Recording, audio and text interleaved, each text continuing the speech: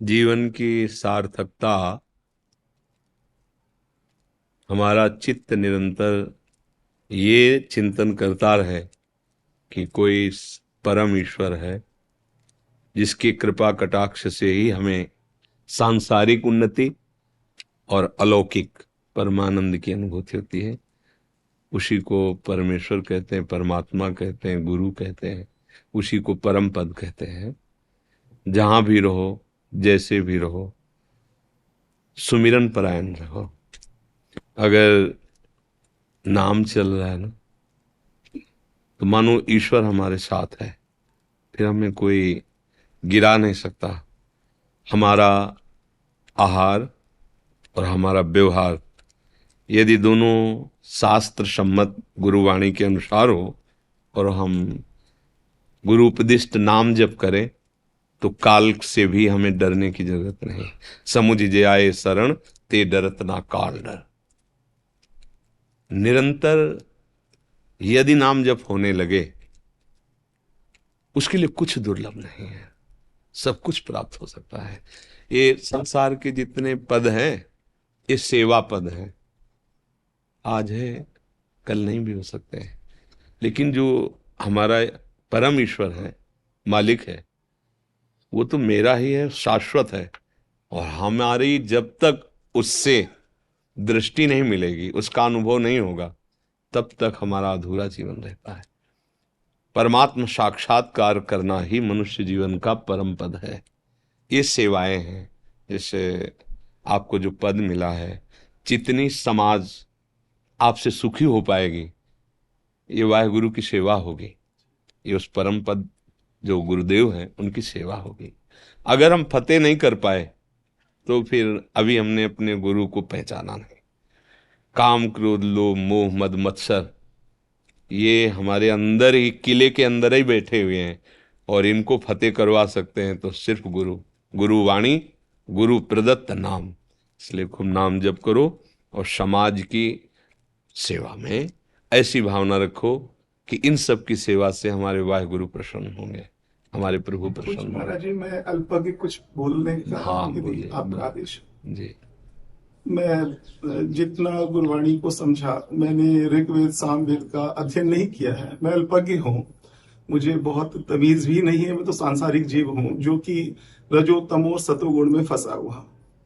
लेकिन गुरबाणी कहती है, सबे घट राम बोले, राम बोले रामा बोले, राम बिना को बोले रे। एकर माटी कुंजर चीटी, भाजत है बहु नाना रे। अस्थावर जंगम कीट पतंगम, घट घट राम समाना है। तो मैं जितना आपको हम लोग सुन रहे हैं जी मैं लगभग 6 माह से महाराज जी आपको सुन रहा हूँ। जी। और मैं गुरु नानक देव महाराज को प्रत्यक्ष मान के कह रहा हूँ, इस समय आप जैसे संत महात्माओं की इस देश को बहुत आवश्यकता है। और ईश्वर से ये प्रार्थना कि अगर हम लोग के प्राण लेके भी अगर आपका महाराज जी कुछ, हम लोग किसी लायक, हम लोग तो निमित्त मात्र हैं। आवश्यकता है हजारों हजार आप जैसे संत, ताकि इस देश में शांति स्थिरता आ सके। क्योंकि आप, मैंने पूर्व में भी कहा, मैं वेदों का मुझे जानकारी नहीं है, शास्त्रों की जानकारी नहीं है, लेकिन आप जो बोल रहे हैं, जो गुरु ग्रंथ साहब महाराज बोल रहे हैं, वो आप बोल रहे हैं। और पूरे विश्व में सिख समाज आपकी ओर एक आशा भरी निगाह से देख रहा है कि जो निरोल गुरबाणी में चीजें कही गई हैं, वो आज एक संत महात्मा इस युग में फिर आके उन चीजों को, इसमें इन सब हमारे गुरुजनों का, चाहे वो किसी भी जगह विराजमान हो, उन सब का आशीर्वाद काम कर रहा है। हमारे हृदय में वही सब बैठ के बुलवा रहे हैं। मेरी सामर्थ्य नहीं है मैं किसी को शांति प्रदान कर सकूं, किसी को ज्ञान प्रदान कर सकूं, मेरे में सामर्थ्य नहीं। पर जो सामर्थ्यवान है वो बैठ करके बुलवा रहे हैं, उससे शांति हो रही। वो उन महापुरुषों को प्रणाम है जिनकी वाणी में ऐसी सामर्थ्य है, जो कृपा करके ऐसा हृदय में दे रहे हैं। महाराज जी, मैं बस मैं कहने हाँ, की आपकी स्थिति। आंखें कह रही है आपकी जो नेत्र है ना, वो बता रहे बस। धन्यवाद पात्र है आपका भी हृदय, जो आप संतों के प्रति ऐसा भाव, क्योंकि पद आदि में रहते हुए आप गुरुवाणी को समझ रहे हैं, आप संतों को समझ रहे हैं, आप देश की शांति किस विषय में ये भी बात समझ रहे हैं। ये बड़ी कृपा है साहब की, गुरुदेव की बड़ी कृपा है आपके ऊपर।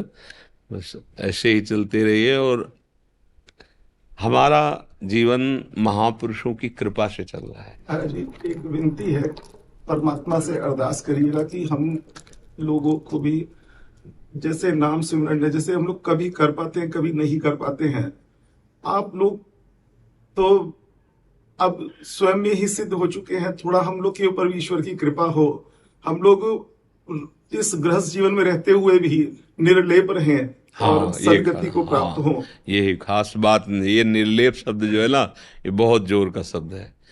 गृहस्थी में रहते हुए, भोगों में रहते हुए निर्लेप, जो जल में कमल का फूल रहे, बहुत जोर की बात है कि जो किसी की अपेक्षा नहीं रखते, समस्त भोगों में रहते हुए भी किसी में भोगासक्त नहीं होते, ये गुरु प्रसाद से होता है।